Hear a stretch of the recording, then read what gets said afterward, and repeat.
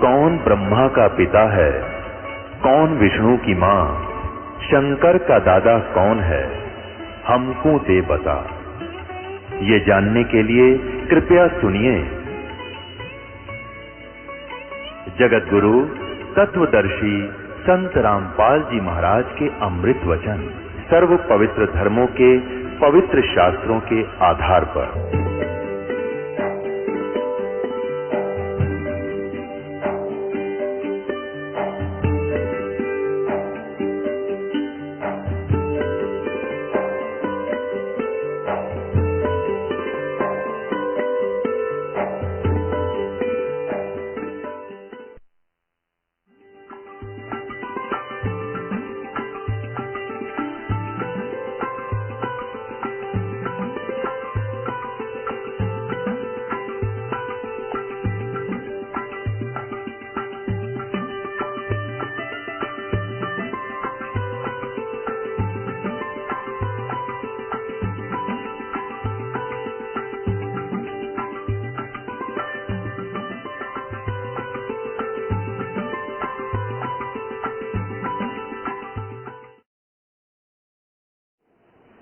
चातुर प्राणी चोर है, मूड मुगद है ठोठ, ये मारे कोना काम के, इनके दे गड़जोट।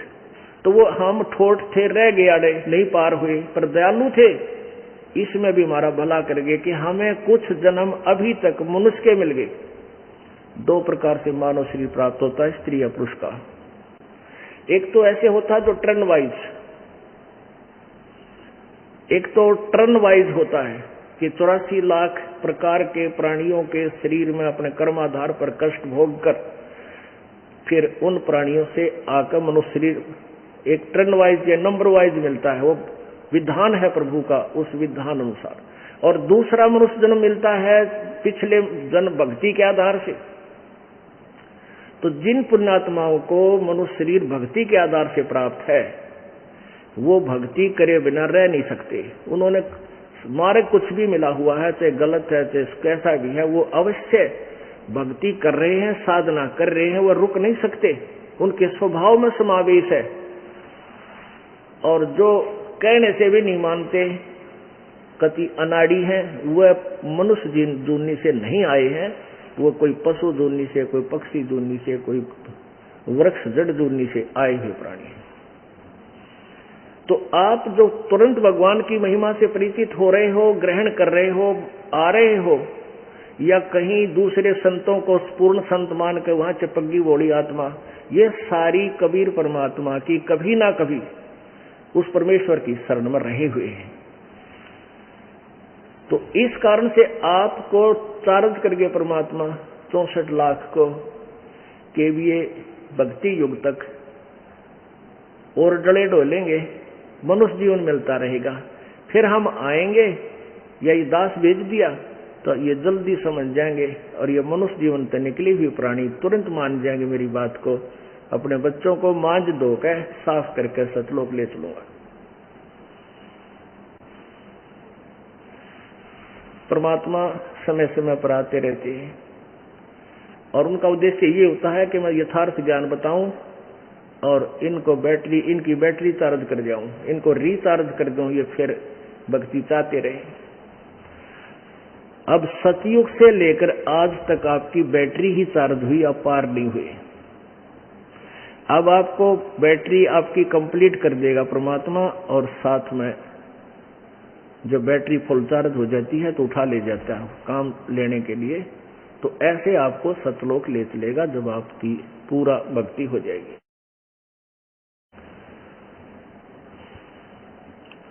यही वेद प्रमाण कर रहे हैं, और परमात्मा भी यही कह रहे हैं।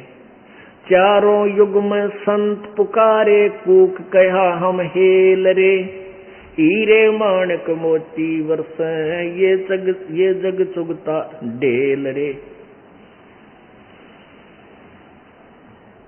परमेश्वर कबीर जी कहते हैं कि चारों युग में मेरे से परिचित संत, उन्होंने भी आवाजें लगाई, अपनी वाणी बोली। जैसे आदरणीय धर्मदास साहिब जी ने, आदरणीय दादू साहिब जी ने, आदरणीय मुरुखदास साहिब जी ने, आदरणीय नानक साहिब जी ने, आदरणीय गरीबदास साहिब जी ने, आदरणीय जीसा दास साहिब जी ने। इन्होंने भी कबीर परमेश्वर की महिमा कलम तोड़ कही है और कहते चारों युग में मेरे संत पुकारे और कूक कहा हम हेल रे। हमने भी आवाज देकर रुक के मार मार कर हेला दे देकर आवाज लगाई, ये सत्य तत्व ज्ञान बरसाया कहा। और हीरे माणिक मोती वर्षे, ये हीरे मोतियों की वर्षा, तत्व ज्ञान रूपी हीरे मोती की वर्षा हम कर रहे हैं। और ये जग चुगता ढेल रे, ये फिर भी डड़े ढो है, आन उपासना रूपी ये डड़े ढो रहा है, गलत साधना करने में ही ये लगा हुआ है। गोता मारूं स्वर्ग में जा बैठूं पाताल, गरीब दास ढूंढता फिरूं अपने हीरे माणिक लाल। कबीर परमात्मा जी कहते हैं कि मैं अपनी प्यारी आत्माओं को खोजता फिरता हूं, वह कितना भी पा जाओ मैंने वहीं से ढूंढ लाऊंगा, चाहे वो किसी मजहब में है, किसी जाति में है, मेरी पूर्व जन्म के संस्कारी बच्चे, उनको ढूंढ कर लाऊंगा। एक दिल्ली के अंदर सम्मन नाम का मनियार था। मनियार कौन होते हैं? पहले गांव गांव में जाकर के बहन बेटियों को चूड़ियां पहनाया करते थे, मनियार बोलते थे उनको। कांच की चूड़ियां होती थी और दोनों पति पत्नी यही कार्य किया करते थे। उनका एक पुत्र था सेऊ, शिव था उसका नाम, वैसे सेऊ कहा करते थे। अब उस सम्मन और सेऊ और नेकी उनकी पत्नी थी, सम्मन की, सेऊ उनका पुत्र था। इन तीनों प्राणियों ने परमात्मा का नाम ले लिया था। एक समय परमात्मा कबीर जी शेख फरीद और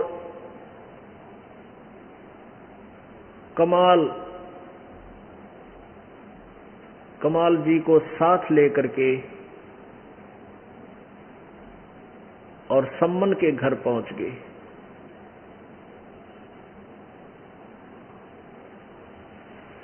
अब जैसे हमने कथा सुनी थी श्री कृष्ण और अर्जुन की, अर्जुन को अभिमान हो गया था कि मेरे जैसी सेवा, मेरे जैसा तेरा साथी सेवक कृष्ण जी और नहीं हो सकता। अब कृष्ण जी ने उसका भ्रम तोड़ना था कि अर्जुन तेरा नंबर तो बहुत दूर है, सेवका मत है। तो मोरध्वज राजा के घर चले गए थे और वहां जाकर के मोरध्वज राजा ने अनुष्ठान किया हुआ था कि अपने पुत्र ताम्रध्वज को राज तिलक कर दूं और मैं सन्यास ले लूं राज तय। तो उस अनुष्ठान के दौरान कोई भी साधु संत आ जावे, जो भी डिमांड करे वो मना नहीं कर सकता, मना करे तो उसको श्राप का डर रहता है और उसका अनुष्ठान खंडित हो सकता है। तो कृष्ण जी और अर्जुन दोनों एक साधु रूप बनाया, दोनों ने साधु संत रूप बना के और एक माया का शेर बना दिया। तो वहां जाकर के राजा से कहा मोरध्वज से कि हमें आहार कराओ। राजा ने कहा ठीक है महाराज। तो श्री कृष्ण जी ने साधु रूप में कहा कि पहले हमारे सिंह को आहार कराओ।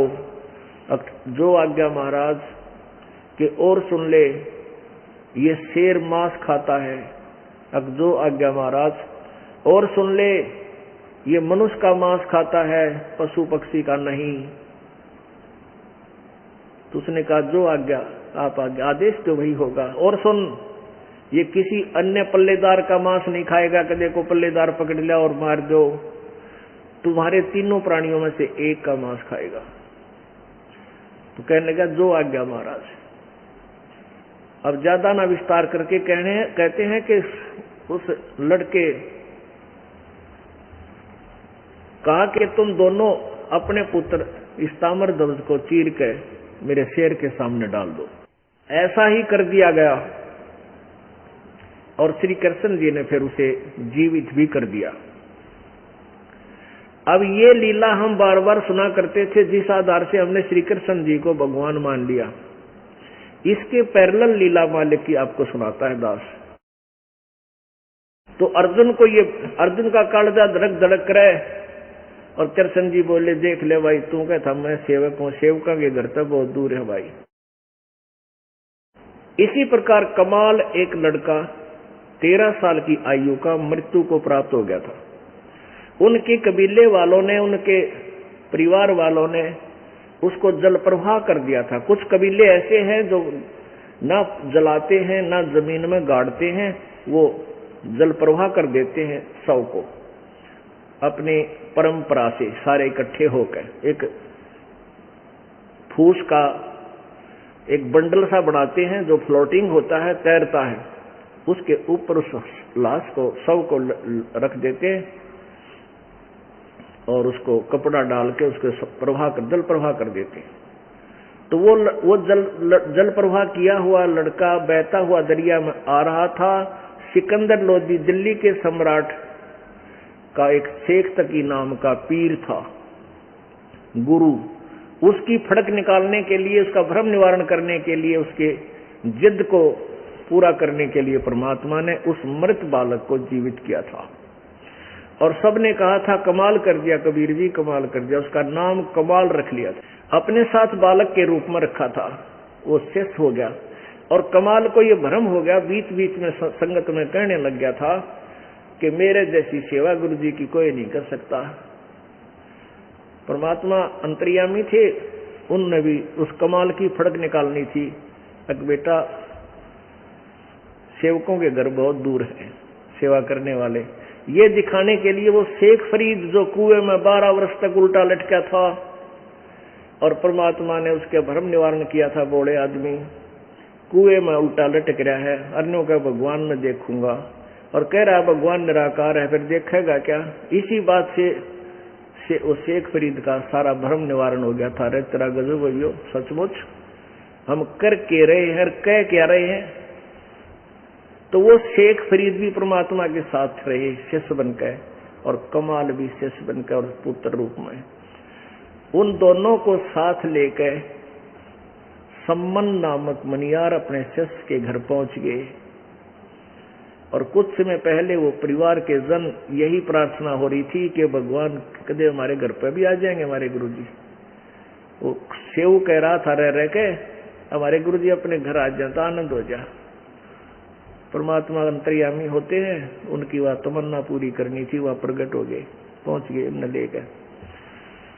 अब सम्मन मनियार भगत चूड़ी थोड़ी बेचा करता, परमात्मा की लीलागणी बताया करते, दोनों पति पत्नी। जैसे कहीं चूड़ी परान चले गए गांव में किसी बहन बेटिया ने, और वहां बैठकर चर्चा शुरू कर देते थे भगवान की, हमारे गुरुजी ऐसे हैं, हमारे गुरुजी ने एक लड़का जीवित कर दिया, हमारे गुरुजी ने एक गाय मरी हुई जीवित कर दी, सिकंदर लोधी का ना जलन का रोग कितना ठीक नहीं होता, हमारे गुरुजी ने ठीक कर दिया है, बड़े बड़े लोग धनी हो गए। अब वो जो बैठ जाते तो सारा दिन मन माने 1-2 घर में जाते, बाकी सारा दिन कथा सुनाए जाते दोनों। वो और भी कम और कंगाल हो गए, थोड़े वित्तीय हालत कमजोर होगी। उस ऐसी स्थिति आ गई, कई बार खाने को भी अन्न नहीं होता था।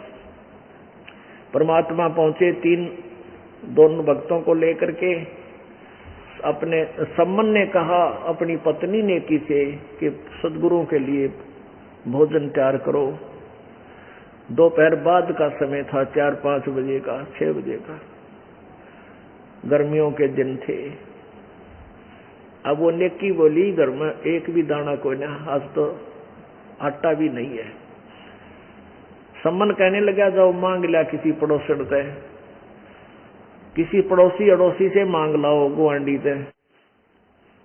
वह नेकी कहने लगी, मैं सदगुरु के आते ही गई थी जहां मुझे आशा थी, आज वो कोई भी उधारा नहीं दे रहा है और मजाक कर रहे हैं, टोंट कस रहे हैं कि आज तुमने क्या जरूरत है आटा मांगने की, तेरे गुरुजी आ रहे हैं वैसे तेरे घर भर देंगे। वो टोंट कस रहे हैं, इस उद्देश्य से ना दे रहे कि रोज गुण गाया करते, हमारे गुरुजी नो कर दे, हमारे गुरुजी नो कर दे। अब वो इस उद्देश्य से अन्न नहीं दे रहे हैं, आटा नहीं दे रहे हैं कि आज इनकी बिरान माटी हो लेने दो। ये नो कहे देवता भी पूजने छोड़ दिया, हमने नो भी छोड़ दिए, आज पता लगेगा इन्हें। तो सम्मन कहने लगा, ला तेरा चीर, तेरी या चूंदड़ी, इसको कहीं गिरवी रखाता हूं। वो नेकी कहने लगी उसकी पत्नी कि मैं एक ही मेरे पास चीर है, चूंदड़ी है, इसको लेकर गई थी, कोई इसको गिरवी भी नहीं रख रहा है क्योंकि ये फट चुकी है। अब सम्मन तो कलेजा पकड़ कर बैठ गया, ये भगवान, मैं किसा नीच व्यक्ति, आज पहली बार मेरे घर पर भगवान मेरे गुरुदेव आए हैं और आज मैं इनको आहार नहीं करवा सकता। देख किसा दुष्ट हूं, किसी जन्म में मैंने कोई पुण्य किया नहीं, कैसा पापी प्राणी हूं, कैसा अपराधी हूं। बहुत चिंतित हो गया। अब नेकी कहने लगी, आप ऐसा करो, चिंता मत करो, कुछ विकल्प और निकाल लो इसका। नेकी ने, उनकी पत्नी ने कहा कि आप रात्रि में पिता और पुत्र दोनों जाकर चोरी कर जाओ और केवल 3 सेर आटा लाना, अधिक नहीं चोरी करना। अब सम्मन, वो छेऊ जो बेटा था शिव, वो प्रतिदिन परमात्मा की महिमा सुनता था, ज्ञान सुनता था, माता पिता से भी सुनता था। तो वो कहने लगा, माता जी चोरी करना तो पाप होता है। अब नेकी कहने लगी, बेटा चोरी को दान कर दे, उसमें पाप नहीं लगता। तो सम्मन कह, शिव बोला, माँ चोरी मन में खोटा है बिना वो नहीं, और खोटल आदमी भक्ति नहीं कर सकता। मैं आपकी ये बात कैसे स्वीकार करूं? कल तक तो आप मुझे शिक्षा दिया करते, बेटा चोरी मत करना, चोरी मत करना, और आप खुद सलाह दे रहे हो। तब नेकी बोली, बेटा बात तेरी सारी सच्ची है, परंतु बात सुन, जानते हैं ये नगर के लोग गणे धनी हैं और धनी आदमी भगवान से दूर होया करे, ये परमात्मा से दूर हो गए हैं। और ये आज कति आखिर आली है। नेकी ने कहा कि आज इस नगरी का अंत आ लिया बेटा। अब इस नगरी में ये नहीं समझते परमात्मा आए हैं, और ये भूखे चले गए, बेटा इस नगरी का नाश हो जाएगा। पूरी कथा सुनाई कि एक नगर में ऐसे ही एक साधु संत और उसका चेला आ गया था। नगर वालों ने उनको आटा नहीं दिया था, तो वो नगर उस गुरु ने, उस सिद्ध ने उस पूरे नगर का नाश कर दिया था। एक लड़की बची थी जो कुम्हार के घर की थी, जिसने ये कहकर आटा दे दिया था कि महाराज मैं छोटी जाति की हूं, मुझसे तुम्हारा दुख देखा नहीं जा सकता, और ये आटा ले जाओ, तुम्हारे भोजन ले जाओ, तुम्हारे गुरुजी कहें तो खा लियो। तो उस संत ने, उस सिद्ध पुरुष ने कह दिया था कि जा बेटा, उस बेटी ने कह दे नगरी त्याग कर चली जा, और जहां शाम हो जा वहीं रुक जा, वहीं पर तेरा गांव बस जाएगा, तेरा वहीं वास हो जाएगा, या नगरी नहीं रहेगी रात के 12 बजे पाछे। तो नगरी बेटा नष्ट हो गई थी इन्हीं बकवादियों के कारण, और हमने इनका अन्न खा रखा बेटा, इस नगरी को बचाना पड़ेगा चाहे किसी कीमत पर भी। यह बात फिर सेव का समझ में आ गई, माँ आप ठीक कहते हो, हम अवश्य चोरी करके लाएंगे। बेटा हम नहीं खाएंगे, गुरुजी को खिलाएंगे, संतों को खिलाएंगे, ये चोरी नहीं होगी। अब दोनों पिता पुत्र सम्मन और सेऊ रात्रि में चोरी के लिए चल पड़े 12 बजे से, और उधर से संतों से प्रार्थना कर ली, सतगुरु सुबह वक्त से भोजन कराएंगे। संत समझ जाते हैं संकेत को, कहने लगे बेटा बहुत अच्छा, अब तो भूख सी मर गई, अब भूख नहीं रही हमारे को, जल पी लिया, सुबह देख लेंगे आहार का। तो क्या हुआ कि दोनों पिता पुत्र ने जाकर एक सेठ के घर में, दुकान में एक सुराख कर लिया, अंदर प्रवेश, लेट का प्रवेश होने का, जिसने पाड़ बोल रहे, पाड़ लगाना, सेंध लगाना, वह सेंध लगा ली। और सम्मन ने कहा बेटा मैं अंदर जाऊंगा और सेऊ तू बाहर खड़ा हो जाना, और 3 सेर आटा लेकर आऊंगा, उसको अगर मैं पकड़ा जाऊंगा तो पोटली बांध लूंगा चादर में, कपड़े में, और उसको फेंक दूंगा बाहर, तू लेकर भाग जाइए। तो सेऊ कहने लगा पिताजी नहीं, मैं इस सुराख में अंदर में जाऊंगा चोरी करने, आप बड़े हो, मैं बालक हूं, यदि मैं पकड़ा भी गया तो मुझे छोड़ देंगे बालक जान के। और पिताजी ये राजा, इस सेठ का राजा तक पहुंच है और ये बहुत भयंकर सजा देता है, सजाए मौत भी दे देता है। तो सम्मन कहने लगा, बेटा तू इकलौता पुत्र मेरा, अगर तू पकड़ा अगर तुझे सजा मौत दे देंगे तो मैं कैसे जीऊंगा? नहीं, मैं जाऊंगा चोरी करने, बेटा तू मत जा। सेऊ बोला, नहीं पिताजी मैं जाता हूं और बालक की तो माफी हो जाती है। यूं कहकर वो प्रवेश कर गया, घर में बढ़ गया, चोरी करने के लिए बढ़ गया बेटा। और पिता ने कहा, बेटा 3 शेर से ज्यादा मत लाना। लड़के ने जाकर आटा ढूंढा घेरे में और फिर वो अंदाजा सा 3 शेर गाल लिया और एक फटी पुरानी जो चद्दर थी उसमें बांध ली गठड़ी पोटली सी। उनको पता था चोरी के हिसाब से वे भागना ही पड़ गया। तो जो ही वो निकलने लगा तो एक तराजू रखी थी तखड़ी, उस तखड़ी पर पैर टिक गया। वो ऐसी उछल कर दोबारा उसी दूसरी तखड़ी के उस तराजू के पलड़े पाके गिरी। खड़ाक देसी आवाज आई, बाणिया उठ लिया, सेठ उठा, चोर चोर चोर। वो भागने लगा, उस सुराख में का पैर पकड़ के खींच लिया वो अंदर और एक रस्से गिला और थाम का बांध दिया। उसी दौरान सेऊ ने वो पोटली जो आटा था बांध रखा था वह पोटली बाहर फेंक दी और कहा, पिताजी लेकर भाग जाओ, मेरे को तो बढ़िया ने पकड़ लिया। अब सम्मन लेकर वो आटा घर पे आ गया और उधर से सेठ ने पहचान लिया, अरे तुम भगत बने फिरो थे, पाटगी पोल थारी, पाटगी ने क्या खातिर चोरी करी? उन्होंने बता दिया, जी हम नहीं खावा, हमारे गुरुजी आ रहे थे आज 3 जने भगत भी, और उनके लिए भोजन चाहिए था, हमारा था को ना, किसी ने उधारा भी ना दिया हमारे थी, हम तो उधारा मांगा थे। अच्छा थारे गुरुजी आ रहे हैं? अच्छा वो गुरुजी वो हमें चोरी कराने, तड़के देखिए राजा भी बतावांगे, सारे जुलूस काट देंगे थारे गुरुजी का। अब वो लड़का और चिंतित हो गया, अकिया तो बनी सो बनी और गुरुजी की बेइज्जती और करेंगे निकम्मे। उधर वो सम्मन लेकर गया आटे को, ले नेकी रोटी पोले। अब नेकी बोली कि बेटा कहाँ है? अब बेटा बनिया ने पकड़ दिया।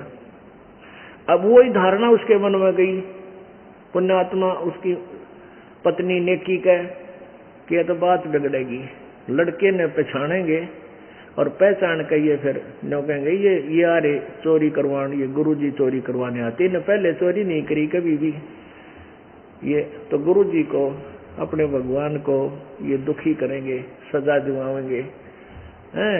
इसलिए अपने पति से बोली कि वापस चला जा, सारी कहानी समझा दी उसने जल्दी में, और लड़के का सर काट लिया ताकि पहचान ना सके। वह सोचे थी कि पहचान में आवा है इतना जल्दी।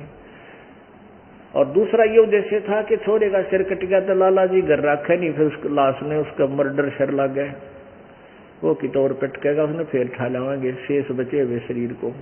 ऐसा ही हुआ। अब हाथ में कर्द लेकर तेज चक्कू लेकर के वो सम्मन वापस चल पड़ा बेटे का सिर काटने के लिए। वहां जाकर आवाज लगाई उस सुराख में कि बेटा सेऊ, एक बार 2 बात करनी है तेरे कान में, एक गुप्त बात बतलानी है, सिर बार निकाल ले। अब लाला जी से सम्मन सेऊ ने कहा बेटे ने कि लाला जी बाहर मेरे पिताजी खड़े हैं, 2 बात करन की कह रहे हैं, आपकी आज्ञा हो तो मैं बतला दूं, बात कर लूं। सेठ बोले भाग जाओगे सारी जानू मत न। अक नहीं सेठ जी ढीला कर दे, इस रस्से को खोलिए मत ना, इतना ढीला कर दे कि मैं सिर बार निकाल के पिताजी के कान में बात बता दूं। अब सेठ ने सोचा भाई कि कोई ऐसी चोरी भी ना कर रखी और कर दे थोड़ा ढीला।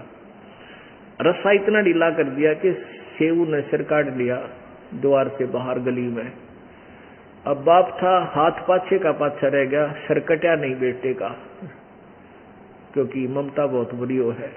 तब सेऊ ने कहा पिताजी, सेऊ को नहीं पता था पिता कि मैं हथियार ले रहा है, लेकिन वो अपने मन की धारणा बताई कि पिताजी बात बिगड़ गई, सेठ कह रहा है तुमने नो करवाऊंगा, तुम चोरी करवाते, थारे गुरुजी करवाने आते हैं, तुम भगत बन रहे थे, ये गुरुजी की बेइज्जती करेंगे और पिताजी मेरा सिर काट ले, तुम मेरा शीश काट ले। फिर ये सेठ डरता इस लाश ने भी बाहर फेंक देगा, शेष शरीर ने।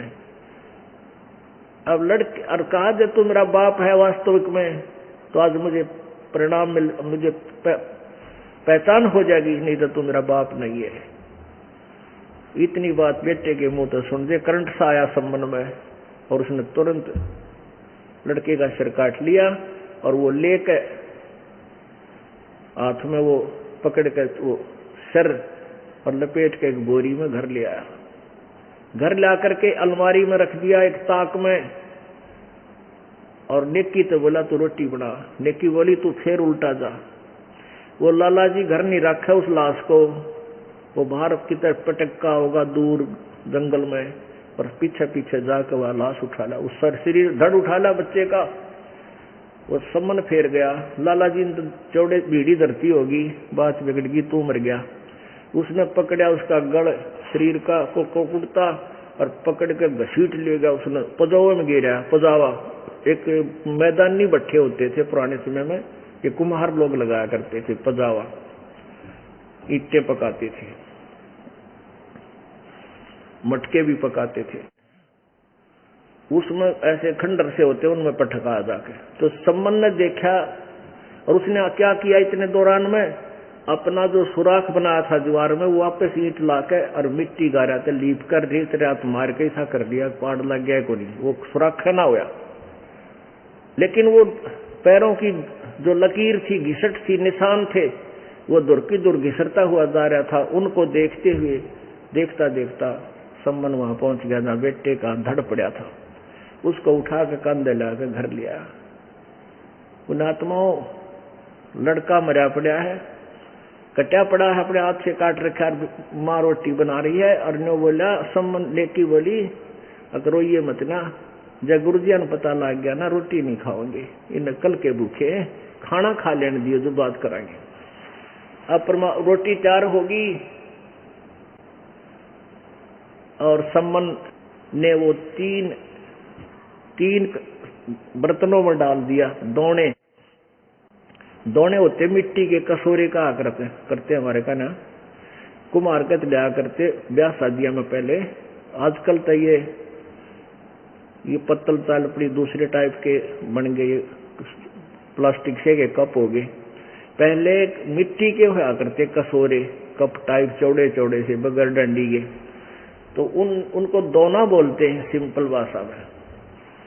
तो उन्होंने क्या किया, जो भी भात बनाई थी वो 3 दोना में डाल दी, तीन पात्रों में, 3 थाली समझ लो, 3 पत्तल थाली भी ना थी बेचारे गरीबा का, वो पत्तल सी थी, उन 3 में डाल दी। और प्रार्थना की गुरुदेव भोजन पाओ, भंडारा तैयार है, आसन दे दिया। जब परमात्मा भी बैठ के, दोनों सेवक बैठ गए, जब परमेश्वर ने कहा कबीर जी ने कि भाई तुम भी आ जाओ और 6 जगह कर लो, इसने सारे बैठ के खावांगे, 3 हम और 3 तुम, और आज प्रेम से इकट्ठे बैठ के खाओगे, बेटा आ जाओ। अब आगे धर्म संकट में यह बात बिगड़ेगी, गुरु जी को पता चलेगा, नाश्ता नूटी बतेरी करी पर नहीं माने, तो वो 5 में डाल दी। 5 स्थान पर 5 विभाग कर दिए उस 3 जगह के खाने के। परमात्मा ने कबीर जी ने कहा नहीं भाई 6 जगह करो। वो कहने लगे जी लड़का खेलन जा रहा है, देर तो होगा, कोई बात नहीं आ जाएगा जब आओगा, पर 6 जगह करो। वो 6 जगह करवा दिया, राजाओ बैठ जाओ। अब उन न मुश्किल माचरी भाई लड़के के बारे में और गहराई से ना पूछ ले, कदे रोटी ना खावे, कहीं ये आहार ना करें गुरुदेव। तब परमात्मा ने कहा आओ सेऊ जीम लो ये प्रसाद प्रेम, बेटा चोर कटा शीश कटा कर चोरा के साधों के नितक सेम। ओए होए होए, सेऊ धड़ पर शीश चढ़ा और बैठा पंगत मां, और नहीं गरहरा गर्दन कहियो ओ सेऊक ना। बोलो सतगुरु जी।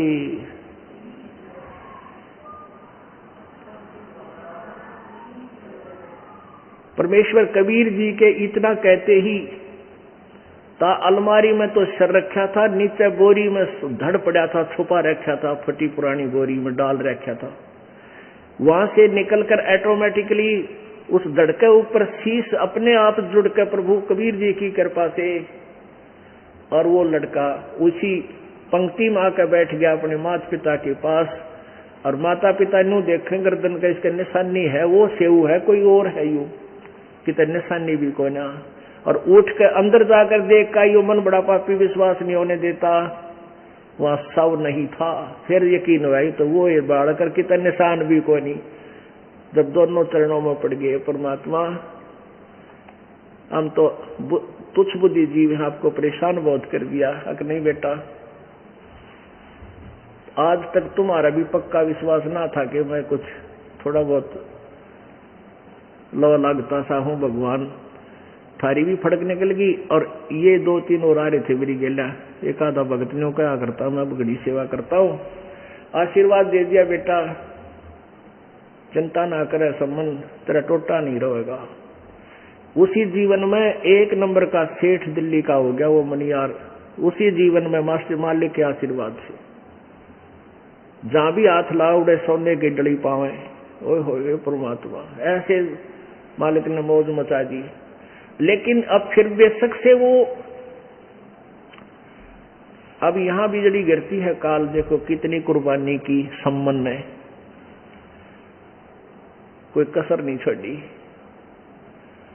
और फिर भी मन से मन में यह धारणा खट होगी कि परमात्मा मैं कितना नीच आदमी, मैं कितना पापी आदमी था, मैं मेरे पास धन नहीं था, इस कारण से मैंने अपना बेटा काटना पड़ गया।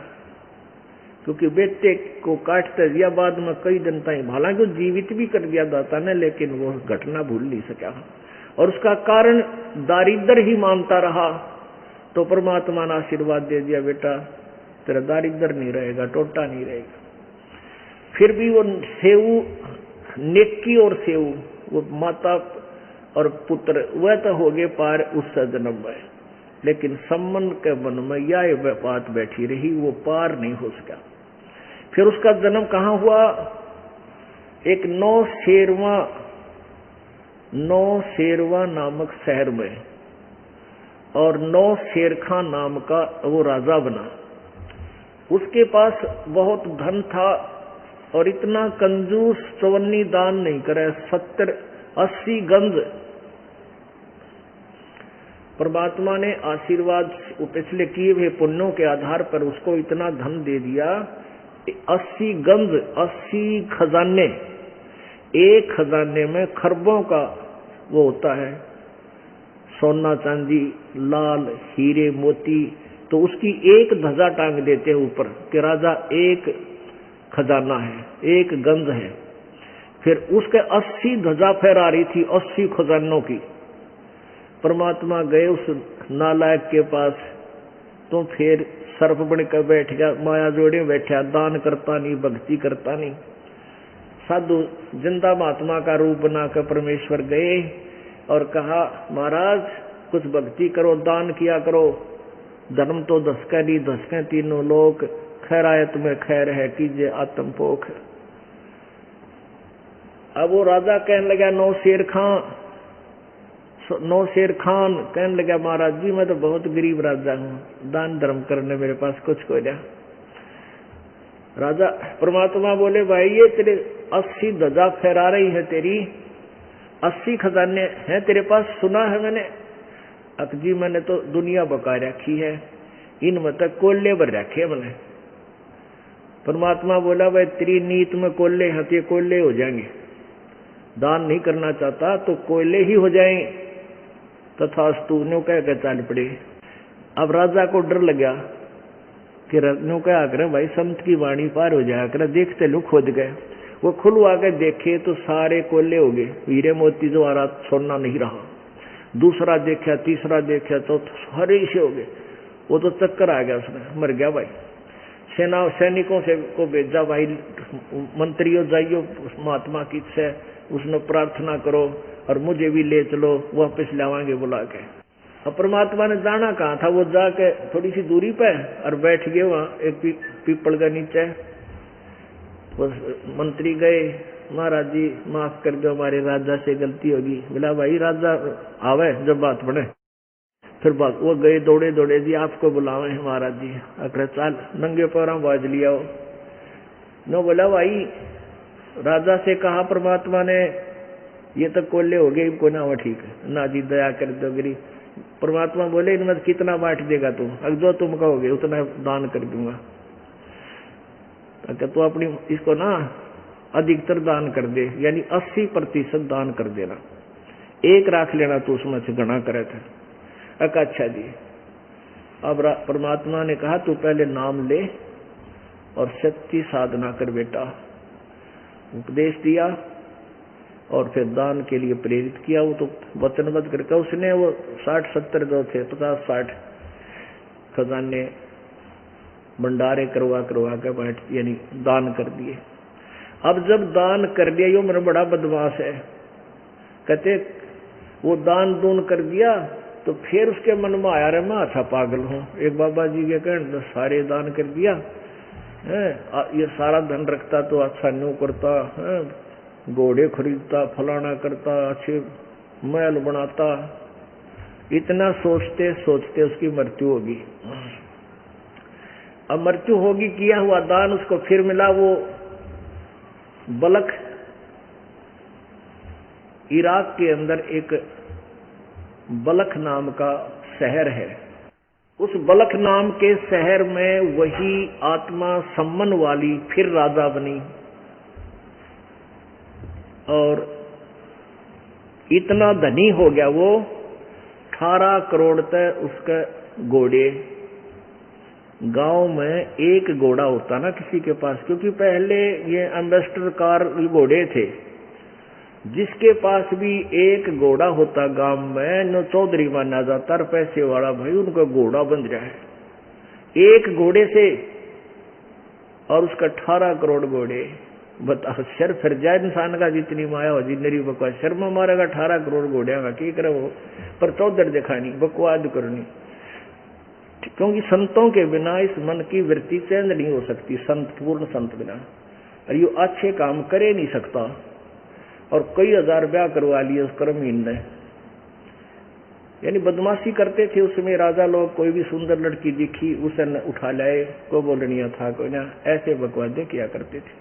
तो ये न्यारे कर्म फोड़ा, फिर शिकार खेलने जा, वहां जीव जंतुआ न मारा, ये नरे कर्म फोड़ा राजा बनकर टोटली। तो वहां भी परमात्मा ने जाके उस प्यारी आत्मा को निकालना चाहा।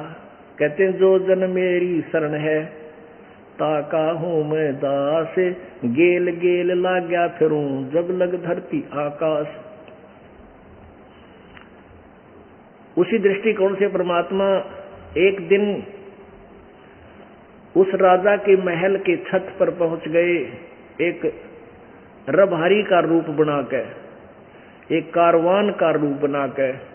आपने देखे होंगे ये ऊंट चराने वाले राजस्थान साइड से इधर आया करें, गोड्डा तो इधर धोती हो से इनकी, और लंबी लंबी जूती और लंबी लंबी नोक की पहरा करते पहला, और इतना बड़ा साफा सिर पर यू खंड का बांध गए। और राजा के निवास स्थान पे, राज दरबार पर नहीं, उस राज निवास स्थान पर जहां वो सोया था रात्रि में, उसकी छात पे ऊपर प्रकट होकर और लाठी के लिए खोद मारे नो गड गड। अब राजा ने जब कहा रे क्या आवाज हो रही है, इसको पकड़ो, लाओ कमबख्त कौन है, पकड़ के नीचे। अब वो पहरेदार मंत्री सारे खकाट उठा गया ऊपर से, लाए पकड़ के। कहने लगे, राजा बोला रे कौन है तू, ऊपर क्या कर रहा था? परमात्मा बोले मैं ऊंटों वाला हूं भगत, मैं ऊंट चरा रहा था वहां दूरी पे, और मेरा एक ऊंट गुम हो गया, और ऊंट ढूंढता मैं तेरी छात पर ढूंढू था, कदे यहाँ ऊंट आ गया ऊपर छात पे, छत पे। राजा हाशा पे लाता है उसकी मूर्खता पे, भगवान आड़ी पे आशा ने बोला रहा बोंदू, छात पे ऊंट कभी हो सकता है? परमात्मा ने कहा भाई जिस प्रकार छात पे ऊंट नहीं हो सकता, उसी प्रकार तुझे परमात्मा प्राप्ति नहीं हो सकती। अब कारण क्या था, इससे पहले थोड़ा सा प्रसंग रह गया। राजा ने एक दिन सत्संग सुना था। राजा का इस इब्राहिम सुल्तान अधम का की प्रेरणा थी, पिछले जन्म का संस्कारी था, भक्ति की चाह थी। उसने संत मिल गया, वो संत था पाखंडी डोंगी, को बहुत सा दान किया उसने। एक दिन राजा ने एक बहुत अच्छी अंगूठी बनवाई जो लाखों रुपए की थी। एक अंगूठी, हीरे पन्ने जड़े, इतनी मोटी चौड़ी छाप बनवा रखी। तो उस संत ने वो एक नकली गुठी बनवा के वैसी ही, और वो राजा गेल धोखा करके वह अंगूठी बदल ली थी, वह फेंक दी थी जल में, और वह ओरिजिनल लको दी थी। ये दिखाने के लिए एक दिन राजा को नौका विहार पर ले गया वो संत जो नकली था, और वहां उसने उस अंगूठी को अड़पना था। नकली अंगूठी साथ ले रहा था जेब में। राजा से बोला जब बीच दरिया में जा दिया कि राजन ये अंगूठी कैसी है। राजा ने कहा ये 1 लाख रुपए की तैयार हुई है महात्मा जी, दिखाना मुझे। उसने निकाल के दिखा दी। अच्छा, नाविक को कहता रहे ध्यान से चला कदे तू गिर कहीं भंवर में ना ले जाना। राजा का ध्यान तन्योन हो गया, वह गुट्ठी बदल कर दूसरी हाथ में ले ली और वह ओरिजिनल गाल ली जेब में, और उसको कहता राजन हमारे ये किसी काम की नहीं, दरिया में फेंक दी। राजा ने सोचा भाई महात्मा के यू तो चाड़ा पड़ा है, इसके लिए तो सोना मिट्टी है, ये कुछ इच्छा ही नहीं रखता, बहुत ज्यादा श्रद्धा होगी। कुछ दिनों के बाद पोल पाटगी, उनसे गुरु चेल्या की लड़ाई होगी। चेले ने वह सच्चाई बता दी, वह गुट्ठी दबी दबाई पागी उस संत के आसन के नीचे मिट्टी में दाब रखी, वह पकड़वा दी। तब वो संत तक कैद में ठोक्या उसने, और भी कोई संत आसपास पावा था, उसको सबको पकड़वा लिया और उनसे प्रश्न करे कि बता भगवान कैसा होता है, कैसे मिलता है, मुझे मिलाओ अभी तुरंत, नहीं तो चलो जेल के अंदर। वो 360 संत जेल में बंद कर दिए और वो चाकी पीसते थे। तब परमात्मा ने कहा था कि जैसे ऊंट छत पर नहीं जा सकता, क्वाइट इम्पॉसिबल, ऐसे ही जिस प्रकार तू भगवान अल्लाह की तलाश कर रहा है तुझे कभी नहीं मिल सकता, क्वाइट इम्पॉसिबल। संपूर्ण संत की खोज कर, जो तेरी कुरान शरीफ में लिखा हुआ सूरत फुरकानी 25 में 25 की आयत नंबर 52 से लेकर 59 में यूं कहकर अंतर्जान हो गए। अब सामने तो आदमी एकदम ना दिखे, कलजा पाट जा, सहमते चक्कर खा के गिर गया। और वहां जो 360 वो संत बंद कर रखे थे भगत, ये संत नकली कौन बनते हैं, ये पिछले जन्म की पुण्यात्मा थी।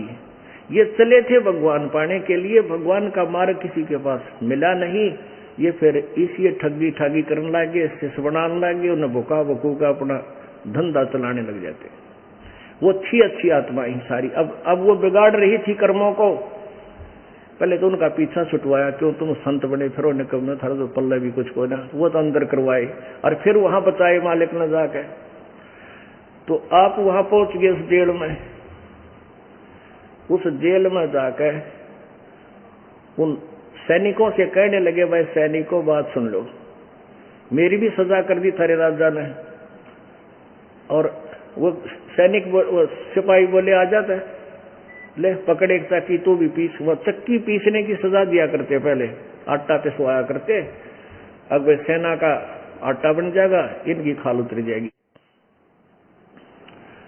अब परमात्मा बोले भाई नो नहीं, एक काम कराएंगे हम, कह दी चाहे तो आटा पिसवा लो, चक्की चलवा लो, और भाई चाहे ये इसके चक्की में कणक डलवा लो। एक काम हम करेंगे, एक तुम करो, तुम पीसोगे, तुम चक्की चलाओगे तो हम कणक डालेंगे, और यदि हम चक्की चलाएंगे तुम कणक डालोगे। सिपाहियों हम सटराई करते हैं। अब सिपाही ने सोचा ये तो बड़ा बकवादी आदमी है भाई, लाइन की फड़क काट देंगे। कहने के ठीक है तुम चक्की चलाओ और हम कणक डालेंगे। उन्होंने सोचा अच्छी कणक डालेंगे और सारा दिन पिसवाओगे, नहीं पीसेंगे तो इन्हें कूटेंगे। तब वो हो गए पोजीशन पकड़ गए कि हम चक्की वो डालेंगे आटा, तुम चक्की पीसो सारे। परमात्मा बोले सबको कि भाई तुम खड़े हो जाओ, जितने भी कैदी हैं जो चक्की पीसने के लिए चार बैठे थे, और एक चक्की का जो उनके हिस्से की थी, परमात्मा के नंबर की थी, उसके अपनी सोटी लगा दी, अब चल चक्कियों पीस दो इनका आटा। वो चक्की अपने आप चलने लगी। वो खुखाट ठारी 360 चक्की गगाठा जले, बेटा पीस लो जितना पीसना है। अब वो किसे पीसे थे, वो तो दूर हट गए एकदम सारे सिपाही, और उन नकलिया तो बोला संतों से आंख बंद कर लो, पशुओं तो मरोगे फिर। अरे आंखें बंद करो, सब ने आंखें बंद की, खोलो। आंखें खोली तो जंगल में खड़े दूर। परमात्मा बोले भाग जाओ, इसकी सीमा से पार कर जाओ ना, तुमने फिर बंद करेगा। वो बाज गए, जूती छोड़ छोड़ गए बाबा जी, सारे कित गए। अब उधर से राजा के पास ये सूचना गई कि वो एक जादूगर आया था, सारी चक्की चला गया और सब कैदी निकाल ले गया। घर पे पता चला कि राजा के पास भी आया था वो, तो राजा अभी सचेत हुआ है, अचेत हो गया था। चक्की चलती देखने के लिए फिर भी वहां पहुंच गया कैद में। वहां देखा वो चक्की चल ही रही थी, और राजा के पास के जाने के बाद वो फिर बंद होगी, इसलिए कि कहीं उस सैनिकों को सजा ना दे दे, सिपाहियों को झूठ बोलो थे तुमने जान के काटे हैं। अब उसके बाद परमात्मा कुछ दिनों के बाद एक राह चलते का रूप बनाकर, यात्री का रूप बना करके, यात्री रूप में शाम के 6-7 बजे गर्मियों में राजा के रेजिडेंशियल प्लेस, उसके जो जहां वो रहता था उसके रेजिडेंस में पहुंच गया। और वहां राजा सामने बैठा था बढ़िया कुर्सी आसन पे, सैनिक आसपास खड़े थे, सेवादार। परमात्मा जाकर बोले भाई ओ सराय वाले, धर्मशाला वाले, एक कमरा किराए पर दे दे, मैंने रात काटनी है, सुबेरा चला जाऊंगा। बोल के कीमत लेगा इसे कमरे की। अब राजा उसके मुंह की तरफ देख रहा है, हंसा है कि वो बोला आदमी कीता गया यात्री। वो कहने लगा कि ए बोले आदमी। राजा बोला के बोले यात्री, ये सरा नहीं है, ये सराय नहीं है, ये धर्मशाला नहीं है, ये तो मैं राजा हूं, मेरा राजमहल है। परमात्मा बोले भाई तेरे से पहले इसमें कौन रहा करता, और उससे पहले कौन था? वो राजा बोला मेरे माता पिता रहते थे, और भाई उससे पहला मेरे दादे परदादे, और उनके माता पिता, फिर उनके वो कहाँ गए? ये कहाँ गए सभी? ये तो अल्लाह खुदा को प्यारे हुए। और तू कितने दिन रहेगा पौड़ी बूझ इसमें? जब अपनी मृत्यु का नंबर आवा है ना, जब कलजा धड़का आदमी का, कहा मैं भी मरूंगा, फिर यह सरा नहीं था तो उसने महल समझ रहा है, नो कह कर एकदम अंतर जान हो गए। अब कांप गया बैठा बैठा वो धर्मशाला वाला चपी, कांपा मर गया, चक्कर खा गया और पड़ गया जमीन पे। अब वो उखड़ा रहने लग गया संसार तेरा गजब यू के सांग वही कोई संसार में सभी ने मरना है। और कुछ वह पिछली भक्ति, फिर वह पिछली भक्ति भी तो अंगड़ाई लेती है, वो तो एकदम मायूस सा रहने लग गया। अब औरतों ने सोचा, उसकी रानियां ने, कि यू बाबा जी बनेगा, अरे यू काम बिगड़ेगा, यू रात छोड़ कर जाएगा। बहनों ने यह चिंता पहले हुआ करे। उन्होंने मंत्री बुलवाए, और मंत्रियों ने वो जंतर मंत्र करनी बुलाए, जो भूत बात काटनी है। जो पहले चक्कर खाया था पहली बार आए, जब इस हाथ का गंडा बंधवा दिया ताबीज, फिर दूसरे का बाजू का बंधवा दिया। परमात्मा फिर अंतर ध्यान हो गए। एक दिन परमेश्वर ने क्या किया, राजा जो है दिन के समय और एक बाग में सोया करता था, कुछ देर विश्राम करता था 2-4 घंटे, और वहां एक बिस्तर बिछाया जाता था, बेड लगाया जाता था, उसके चारों तरफ सुगंधित फूलों के गुलदस्ते लगाए जाते थे। और वो ड्यूटी एक सेविका की लगाई जाती थी, नौकरानी की, जिसको बांदी बोलते थे उस समय। उनकी ड्रेस रानियों से अलग होती थी। एक दिन परमात्मा कबीर परमेश्वर ने एक बांदी रूप बनाया, नौकरानी की वेशभूषा पहनी, स्त्री रूप धारण किया और राजा की वो बेड खूब अच्छी तरह बिछा कर चारों तरफ सुगंधित फूल सजा के और स्वयं लेट गए उसके ऊपर स्त्री रूप में। अब राजा जब विश्राम के लिए आया, उसने देखा कि नौकरानी और मेरे बेड पे सो रही है। इसकी इतनी हिम्मत होगी, इतना दिमाग खराब हो गया, कौन है ये? उनके पास एक अंटर हुआ करते कोड़े, बहुत जबरदस्त घोड़े के 2 कोड़े मार दे तगड़ा आदमी तो घोड़ा बैठ जा, घोड़ा बहुत पावरफुल होता है। ऐसे उसने गुस्से में आकर परमात्मा के 3 कोरडे मारे कमर में, जैसे महाराज टेढ़े लेटे हुए थे करवट के बल, उन पूरी पोजीशन दे रहे थे कि कर ले जो इसने करना है। परमात्मा के 3 कोरडे मारे कमर में और 3 निशान न्यारे न्यारे हो गए, कपड़ा भी फट गया। तो परमात्मा खड़े हो गए, एक बार तो जरा से रोने का बहाना किया, फिर पेट पकड़ के हंसते हंसते लोटपोट हो गए। अब राजा देखा है भाई इतने कोड़े में आदमी हंस नहीं सकता, औरत का तो मतलब है कोई नहीं हंस ले। तो उसने बाजू पकड़ ली और खड़े कर लिए, कहने लगी बांदी तू हंसी क्यों? बने क्या क्या कारण तेरे हंसने का? तन्नो बोले परमात्मा बांदी रूप में कि भाई मैं तेरी इस सेज पे, तेरे इस बेड पे 1 घड़ी सोई और 1 घड़ी इस पे लेटन का दंड मुझे मिला 3 कोरडे। और बेटा तू सारी अणसो है, तेरे गेल के बनेगी, मैं नू आंसू, तेरे कितने कोरडे लगेंगे इसी गंदी सेज पर बेड पर, तू रोज 100 घंटे। और न्यू कह के हाथ छुटा गया, अंतर्जान हो गया। 3 घंटा मौसम आया वो आदमी उस दिन, 3 घंटे में वो तो बात बिगड़ गई। अब रानियों को चिंता होगी, ये तो बात बिगड़ेगी।